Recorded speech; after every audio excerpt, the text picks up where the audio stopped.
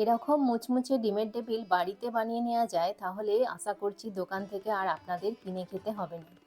খুব সহজ আর সিম্পলভাবে রেসিপিটা আমি দেখানোর চেষ্টা করেছি। আশা করছি আপনাদের ভীষণ ভালো লাগবে। প্রথম থেকে শেষ পর্যন্ত ভিডিওটি দেখার অনুরোধ রইল আপনাদের কাছে।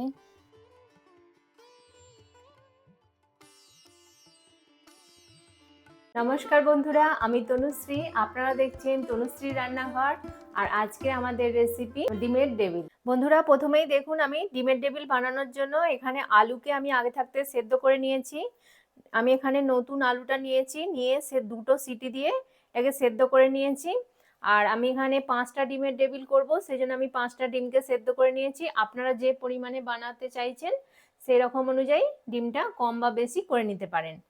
তো এবার প্রথমে আমি কি করব, আলুটাকে একটু গ্রেডারে গ্রেড করে নেব। আলুটাকে দেখুন আমি প্রথমে গ্রেডার দিয়ে গ্রেড করে নেব। আপনারা চাইলে হাতে এটাকেও ম্যাশ করে নিতে পারেন, কিন্তু গ্রেডারে করলে কি হবে, কোনো লাম্পস থাকবে না, ডেলা মতো যে থাকলে এটা কেমন লাগে, সেই জন্য এটা খুব ভালোভাবে একদম ফাইনভাবে হয়ে যাবে। তো সেই জন্য আমি গ্রেডারে গ্রেড করে নিচ্ছি। আপনারা চাইলে হাত দিয়েও এটা ম্যাশ করে নিতে পারেন। আমি পুরো গ্রেড করে নিয়েছি। এবার আমি আলুটাকে সাইড করে রেখে এবার ডিমটাকে কেটে নেব। ডিমগুলোকে এবার আমি দু আধখানা করে নেব। তার জন্য আমি একটা ছুরি দিয়ে দেখুন এই ঠিক মাঝ বরাবর ডিমটাকে এরকমভাবে কেটে নিচ্ছি। দেখুন এইভাবে 2 পিস করে নিলাম। প্রতিটা ডিমকেই আমি এইভাবে কেটে 2 পিস করে নেব। সব ডিমগুলো আমি কেটে নিচ্ছি। বন্ধুরা দেখুন, সব ডিমগুলো কেটে আমি রেডি করে নিয়েছি। ডিমের টেবিল বানানোর জন্য প্রথমেই একটা আমাদের ভাজা মশলা তৈরি করে নিতে হবে। তো তার জন্য আমি এখানে দেখুন একটা ননস্টিকের প্যান বসিয়ে দিয়েছি। তো প্যানটা ভালোভাবে গরম হয়ে গেছে। এবার আমি এর মধ্যে প্রথমে দুটো শুকনো লঙ্কা দিয়ে দেব, একটু দারচিনির টুকরো দিয়ে দিচ্ছি 2 টুকরো, কয়েকটা এলাচ দিয়ে দেব, এরই সাথে দিয়ে দেবো আমি হাফ চামচ গোটা ধনে দিয়ে দিচ্ছি, হাফ চামচ জিরে দিয়ে দিচ্ছি, আর হাফ চামচ মৌরি দিয়ে দিচ্ছি। এবার এগুলোকে সব আমি একসাথে শুকনো খোলায় এবার এটাকে একটু ভেজে নেব। দেখুন মশলাগুলো ভালোভাবে ভাজা হয়ে গেছে। এর থেকে বেশি করবো না। দেখুন হালকা একটা কালার চেঞ্জ হয়ে গেছে আর খুব সুন্দর একটা গন্ধও বেরিয়েছে মশলা থেকে। তো মশলাটাকে আমি একটা প্লেটের মধ্যে ঢেলে নিচ্ছি। এবার ঠান্ডা করে এটাকে আমি গুঁড়ো করে নেব। আলুর পুরটা এবার আমি রেডি করব। তো প্রথমে আমি দেখুন কড়াই 2 চামচ মতো সর্ষের তেল গরম হবার জন্য দিয়ে দিয়েছি। তেলটা ভালোভাবে গরম হয়ে গেছে। এবার আমি একটু চীনাবাদাম এটা প্রথমেই ভেজে নেব। চীনাবাদামটা দিলে কি হয়, খেতে কিন্তু যখন মুখে পড়বে তখন কিন্তু খুব সুন্দর লাগবে। তো এটা আপনারা চাইলে দিতেও পারেন, নাও পারেন, কিন্তু দিলে খেতে ভালো লাগবে। তো আমি এটাকে একটু হালকা আঁচে একটু ভেজে নেব। এই সময় গ্যাসের ফ্লেমটা কিন্তু খুব হাই দিলে হবে না, তাহলে কিন্তু পুড়ে যাবে বাদামগুলো, কিন্তু ভাজা হবে না ভেতর থেকে। সেই জন্য একটু কম আঁচে এটাকে একটু ভেজে নিতে হবে লাল লাল করে। বাদামগুলো এবার ভাজা হয়ে গেছে। তো আমি এবার বাদামগুলোকে তেল থেকে এবার ভালো করে তেলটা ছেঁকে নিয়ে তুলে নিচ্ছি। এবার আমি এই তেলের মধ্যেই এবার রসুন কুচি দিয়ে দিচ্ছি। এখানে দেখুন 2 চামচ মতো রসুন কুচনো আছে। তো এটা আমি দিয়ে দিলাম। দিয়ে এবার রসুন কুচিটাকে একটু ভালো করে ভাজবো। গ্যাসের ফ্লেমটা এই সময় একটু লোয়ে রাখতে হবে, নাহলে রসুনগুলো পুড়ে যাবে। রসুনগুলো হালকা ভাজা হয়ে গেছে। এবার এখানে আদাগুলোকে দেখুন এরকম ছোট ছোট করে কেটে রেখেছি। তো আদা কুচিগুলোও দিয়ে দিচ্ছি। এখানে 1 চামচ মতো আদা কুচি আছে। এবার দিয়ে দেবো 1 চামচ কাঁচা লঙ্কা কুচি। এখানে 3টে কাঁচা লঙ্কাকে আমি কুচিয়ে নিয়েছি। আপনারা যেরকম ঝাল পছন্দ করেন সেই অনুযায়ী লঙ্কাটা দিয়ে দেবেন। তো এগুলোকে একটু জাস্ট কয়েক সেকেন্ড আমি ভেজে নেব। আদা রসুন আর কাঁচা লঙ্কাটা খুব সুন্দর ভাজা হয়ে গেছে। তো এবার আমি পেঁয়াজ দিয়ে দেবো। পেঁয়াজগুলোকেও আমি ছোট ছোট করে আমি কুচি করে নিয়েছি। এখানে দুটো বড় সাইজের পেঁয়াজ কুচনো আছে।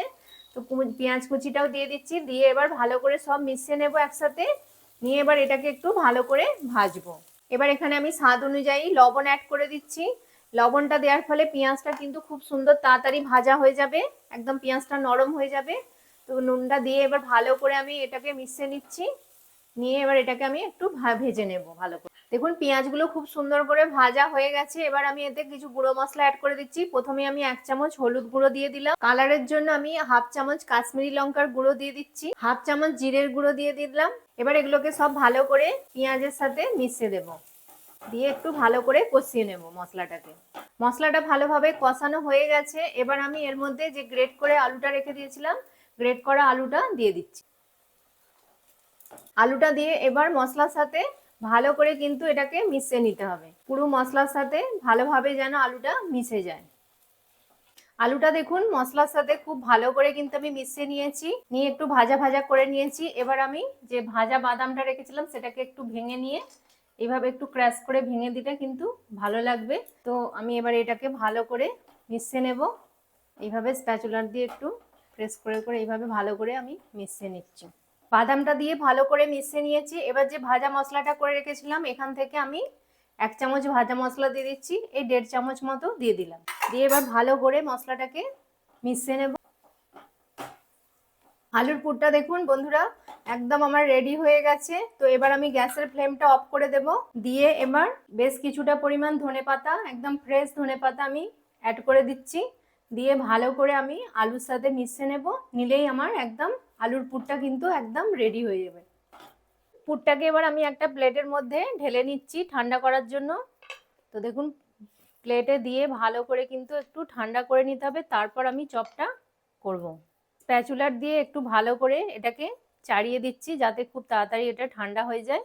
তাহলে এটাকে ঠান্ডা করে তারপর আমি ফিরে আসছি। পুরটা দেখুন ভালোভাবে ঠান্ডা হয়ে গেছে। তো এবার আমি ডিমের টেবিলগুলো বানিয়ে নেব। তার জন্য এখান থেকে আমি আলুগুলো এইভাবে নিয়ে ডেলা করে নেবো। আমি 10টা যেহেতু আমার ডিম, তো 10টা টেবিল বানাবো, সেই জন্য আমি এখান থেকে 10টা এইভাবে গোল ডেলা মতো করে নেবো। আলুগুলোকে আমি ভাগ ভাগ করে এইভাবে রেডি করে নিয়েছি। এখান থেকে আমি একটা আলুর ডেলা নিলাম এইভাবে। এবার হাতেতে নিয়ে এইভাবে একটু চ্যাপ্টা করে একটু বড় মতো করে নেবো চ্যাপ্টা করে। এবার এখান থেকে আমি একটা ডিমের পিস নিয়ে নিচ্ছি, নিয়ে এবার এখানে ডিমের পিসটা এইভাবে দিয়ে এবার এটাকে আমি ঢাকা দিয়ে দেবো। এইভাবে আলুটাকে দিয়ে এইভাবে পুরো একদম ডিমটাকে আমি ঢাকা দিয়ে দেবো। এইভাবে দিয়ে এরকমভাবে গোল করে একটু লম্বা শেপ দিয়ে নিতে হবে। ডিমটা যেন পুরো ভালোভাবে কিন্তু ঢাকা পড়ে।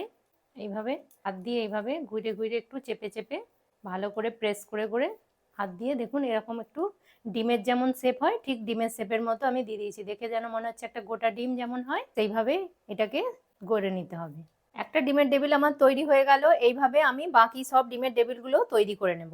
দেখুন সব ডিমের টেবিলগুলো আমার রেডি করা হয়ে গেছে। কত সুন্দর লাগছে একদম ডিমের শেপে, কত সুন্দর লাগছে। এবার আমি দেখুন বাটিতে কিছুটা পরিমাণ ময়দা নিয়ে নিয়েছি। ডিমের টেবিলগুলোকে কোটিং করার জন্য আমি একটা ব্যাটার তৈরি করব।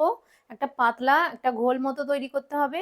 তো এর জন্য আমি এখানে একটু অল্প লবণ দিয়ে দিলাম, আর এর সাথে দিয়ে দিচ্ছি একদম অল্প একটু গোলমরিচের গুঁড়ো। এটাকে ভালো করে একটু মিশিয়ে নিচ্ছি। শুকনো অবস্থায় একটু ভালো করে মিশিয়ে নিয়ে এবার এতে অল্প অল্প করে জল দেব আর এটাকে একটু মেশাতে থাকবো। এইভাবে মিশিয়ে একদম এটাকে একদম পাতলা মতো একটা ঘোল তৈরি করতে হবে। খুব কিন্তু ঘন করলে হবে না, একটু পাতলা করেই তৈরি করতে হবে।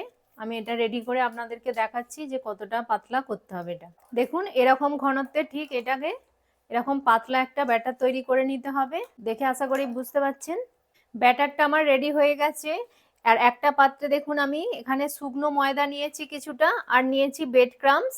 তো এবার আমি ডিমের টেবিলগুলো কোটিং করব। প্রথমেই আমি ডিমের টেবিলটাকে শুকনো ময়দার মধ্যে প্রথমে একটু কোটিং করে নেব। এইভাবে হালকা করে একটু কোটিং করে নিচ্ছি। দেখুন এক্সেস ময়দাটা আমি একটু এইভাবে ঝেড়ে নিচ্ছি। নিয়ে এবার এই যে ব্যাটারটা আমি রেডি করে রেখেছি এই ব্যাটারটার মধ্যে আমি এটাকে দিয়ে দেব। দিয়ে ভালো করে একটু পুরো এটাকে এইভাবে ব্যাটারটা লাগিয়ে নেব। এবার এটা চামচের সাহায্যে তুলে নিয়ে এবার যে ব্রেড ক্রাম্বসটা আছে ব্রেড ক্রাম্বসের ওপর দিয়ে দেবো। দিয়ে এবার ওপর থেকে ব্রেড ক্রাম্বসগুলো আমি এইভাবে লাগিয়ে নেব। আমি এরকমভাবে দুটো কোটিং করব। ডবল কোটিং করলে কিন্তু খুব ভালো হয়, ভাজার সময় এটা খুলে যাবে না একদমই, সেই জন্য একটু ডবল কোটিং করে নিলে কিন্তু ভালো হয়। তো আমার একটা কোটিং হয়ে গেছে, আবার আমি এই ময়দার গোলাটার মধ্যে দিয়ে দিলাম। দিয়ে ভালো করে ময়দার গোলাটার মধ্যে এটাকে চুবিয়ে নিলাম। নিয়ে এবার এটাকে আবারও তুলে ব্রেড ক্রাম্বসের মধ্যে দিয়ে দেব। দিয়ে ভালো করে ব্রেড ক্রাম্বসে কোটিং করে নেব। দেখুন এইভাবে চতুর্দিকটায় ভালো করে লাগিয়ে নেব। এইভাবে হাত দিয়ে একটু ব্রেড ক্রাম্বসটাকে ভালো করে এইভাবে করে নিলে ব্রেড ক্রাম্বসগুলো দেখুন গায়েতে খুব সুন্দরভাবে বসে যাচ্ছে। এইভাবে আমার একটা তৈরি হয়ে গেল। এইভাবে সব কটা আমি তৈরি করে নেব। দেখুন সব ডিমের টেবিলগুলো আমার রেডি করা হয়ে গেছে। তো আপনারা চাইলে এইভাবে তৈরি করে কিন্তু এয়ারটাইট কন্টেনারে ভরে ফ্রিজে রেখে দিতে পারেন। যখনই মন চাইবে তখনই বার করে এগুলো ফ্রাই করে নিতে পারবেন। আমি কিন্তু এখনই এটা ফ্রাই করব। তো তাহলে চলুন এবার এগুলোকে ফ্রাই করা যাক। ডিমের টেবিলগুলো ফ্রাই করার জন্য আমি এখানে একটা কড়া বসিয়ে দিয়েছি, আর কড়ায় বেশ কিছুটা পরিমাণ সাদা তেল আমি গরম হওয়ার জন্য বসিয়ে দিয়েছি। তেলটা কিন্তু ভালোভাবে গরম হয়ে গেছে। তো এক এক করে এবার আমি ডিমের টেবিলগুলো ছেড়ে দেব। দেখুন আমি একটা ব্যাচে 3টে করে ভাজবো, খুব বেশি কিন্তু দেব না। এবার গ্যাসের ফ্লেমটাকে আমি এখন মিডিয়ামে করে দেবো, নাহলে কিন্তু ওপরটা ছুঁয়ে যাবে, ভেতরে কিন্তু ভালোভাবে ভাজা হবে না। আর ওপর থেকে একটু তেলটা এইভাবে স্প্রেড করে দিতে হবে, যাতে একদম সমানভাবে চতুর্দিকটা ভালোভাবে ভাজা হয়। তো এইভাবে একটু তেলটাকে ওপর দিকে একটু স্প্রেড করে দেবো, দিয়ে আমি এটাকে এবার আস্তে আস্তে এটাকে ভাজবো। এক পিঠটা দেখুন হয়ে গেছে, তো আমি উল্টে দিয়েছি। এই পিঠটা এইভাবে উল্টে পাল্টে এইভাবে কিন্তু লাল লাল করে এটাকে আমি ভেজে নেব। দেখুন বন্ধুরা, আমি এপিট ওপিট করে একদম লাল লাল করে ডিমের টেবিলগুলো ভেজে নিয়েছি, আর কত সুন্দর কালার চলে এসছে লাল লাল। এর থেকে বেশি কিন্তু আমি আর লাল করব না, কারণ ঠান্ডা হবার পর এগুলো আর একটু কালার চলে আসবে। তো এবার আমি তেল থেকে এগুলোকে তুলে নেব। দেখুন আমি এবার ছাঁচা করে তুলে নিয়েছি। তো তেলটাকে ঝেড়ে নিলাম, নিয়ে এবার আমি একটা পাত্রের মধ্যে এটাকে রেখে দেব।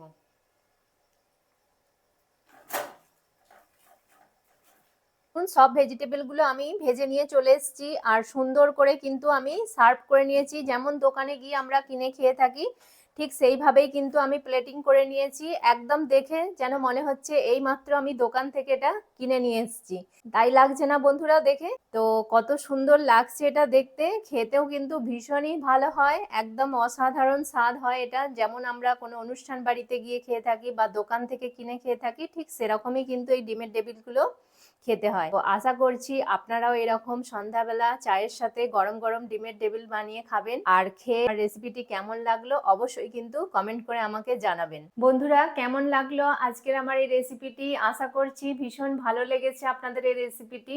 আর যদি ভালো লেগে থাকে তাহলে প্লিজ লাইক করবেন, কমেন্ট করবেন, অবশ্যই আমাকে কিন্তু জানাবেন যে আমার রেসিপিটি আপনাদের কেমন লাগছে।